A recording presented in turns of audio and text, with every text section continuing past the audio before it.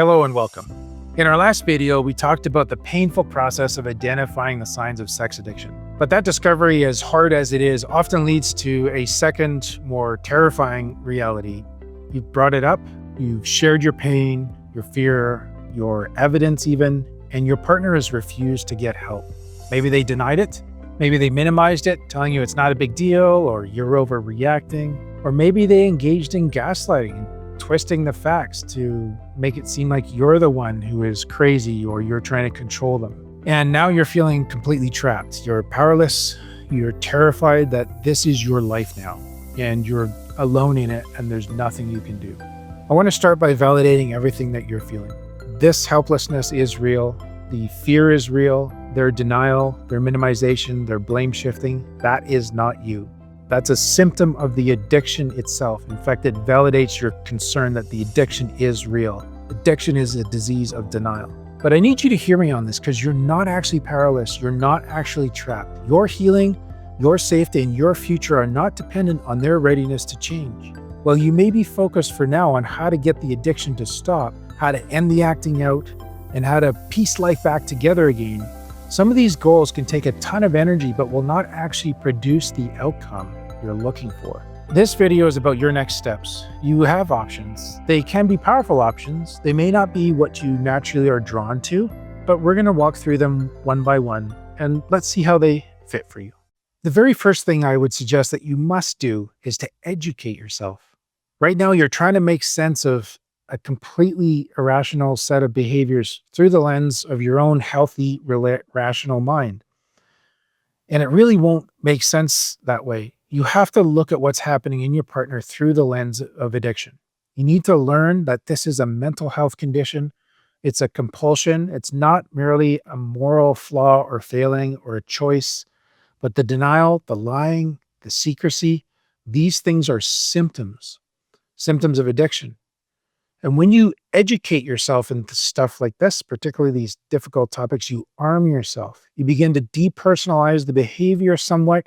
You start to understand that this is not actually about you.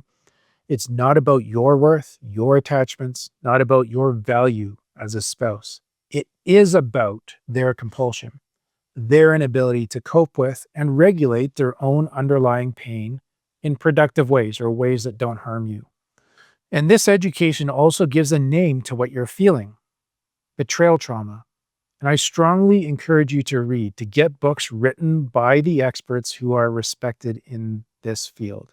Some of my favorites that I recommend starting with are Out of the Shadows by Dr. Patrick Carnes about sex addiction. It's the foundational text on sex addiction. But even more importantly for you, the partner, I recommend Mending a Shattered Heart by Dr. Stephanie Carnes, and also The Betrayal Bind by Michelle Mays. These books are written for you. They will validate your experience. They'll help you understand the trauma you've endured and show you that you're not alone in this, that your situation is not superbly unique. There are affiliate links to these in the description below, which I invite you to check. And I myself have met or been trained by all three of these authors and can recommend them without hesitation. Knowledge is your first and most important resource. It stops or helps to stop that whole, am I crazy or is it just me kind of feeling and thought, and give you a solid foundation of reality to stand on.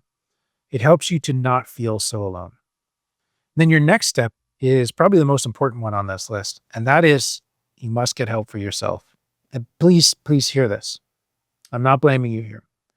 It should not be considered to be optional though. It's not a luxury. This is the put your own oxygen mask on first moment. Not to save your spouse, but to recognize that the only person you really have control over in this situation is actually yourself. You're experiencing a profound trauma if you've just discovered this addiction, and you need your own first responder for that. It's really hard to make clear, potentially life-altering decisions about your future from a place of active trauma and confusion and betrayal. And so it is critical that you find a therapist and find one who specializes in this. Don't go to a marriage counselor yet. I'll be blunt at this stage. Standard marriage counseling can actually be harmful right now because while addiction is a problem in the marriage for you, it's not a problem with the marriage. And trying to fix it in marriage counseling Means it often becomes a place where the addict can continue to lie, to blame shift things onto you, or to avoid individual accountability or the need to seek effective addictions treatment. Now, for yourself, you need a therapist who understands betrayal trauma and one who is trained in the treatment of trauma as well as specific modalities, isn't just trauma informed. Someone who can also be your advocate, who can validate your reality, give you a safe, confidential space to process the grief and the anger and just all of the fallout that comes from a problem like this. Now, I'm guessing you might be thinking, how does my therapy help them, like the addict?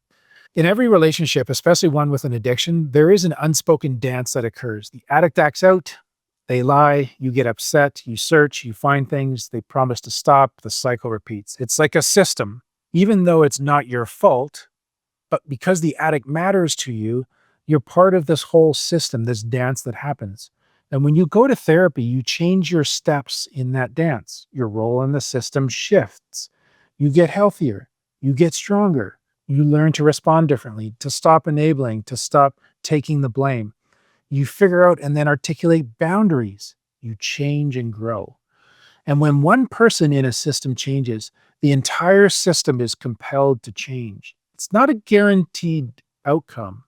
Remember, I said earlier, you can't fix the addict, but your health and your recovery and your newfound strength can be a powerful motivator for the person to finally realize that the old dance is coming to an end and that they need help too. And that's the part where I do gently point out here that if your focus is 100% on getting the unwilling addict into therapy and you are not seeking any help for yourself, it's not likely to work. The first step for you actually is to admit your own powerlessness over his or her addiction. It's counterintuitive, but that's actually where the pathway to healing begins. You have to ask yourself, okay, what do I have control over then? And the answer to that is yourself. So let's talk about that a little bit more now.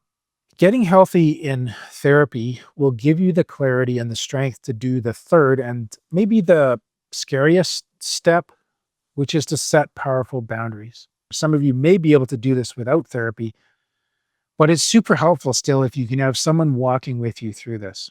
And I need to define this very carefully here.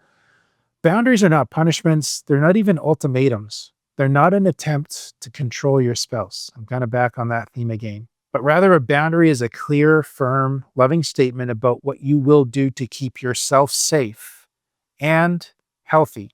It's about your actions, not theirs. It's about the loving terms on which you're willing to engage with someone.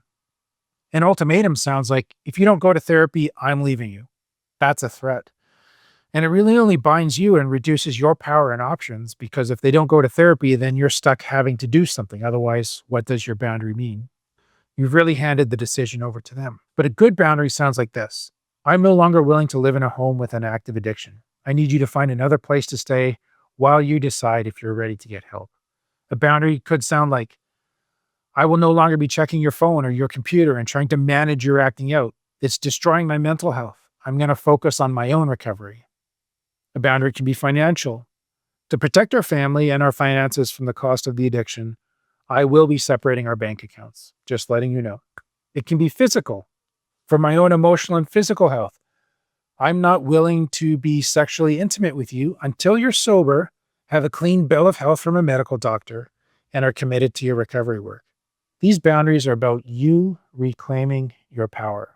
Now, this can and often does lead to something that we call a therapeutic separation. It's not a divorce. It's also not mandatory, but it is recommended, and it's often actually very helpful. It's a structured, temporary, and often therapist-guided separation. It's not a spiteful, I'm kicking you out. It's a calm, strong, I love you, and I need to take care of myself, and I cannot participate in the addictive system any longer.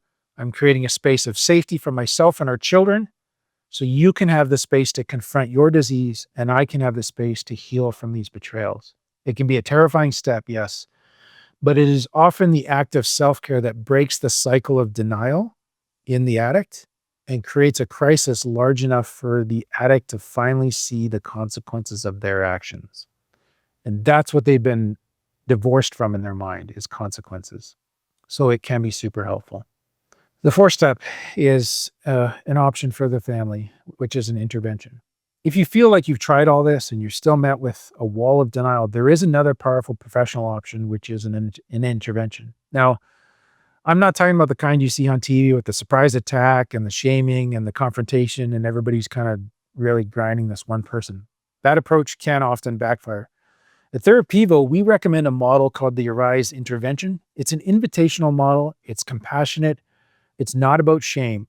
Here's how it works. A trained interventionist that you contact through the Arise network, you can look them up online, begins working with the entire family system, with you, with parents, with siblings and children. And the family commits to getting healthy.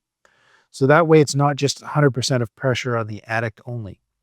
The person with the addiction is then invited, not forced, to join this new healthy system. So the message is not you are the problem. The message is we all love you. We are all on a path to health. We are inviting you to join us. So it removes the us versus you dynamic. It's incredibly respectful. And it actually, this is why I was initially really drawn to it. It has a very high success rate because it's about collective family healing.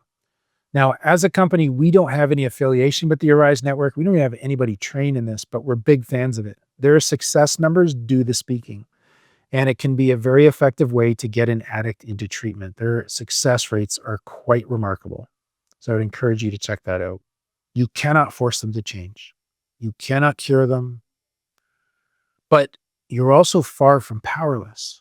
By educating yourself, by committing to your own therapy, by setting clear, strong boundaries, you begin to take your power back. You begin your healing, regardless of the choices that they make. And more often than not, your courageous decision to take care of yourself is the one thing that may finally light the path for them to do the same. When people see growth in others, they want that for themselves. If you feel trapped, if you feel that denial and you don't know what to do next, our team is here. We are trained in betrayal trauma, in sex addiction, and in these intervention models are helping you connect with them.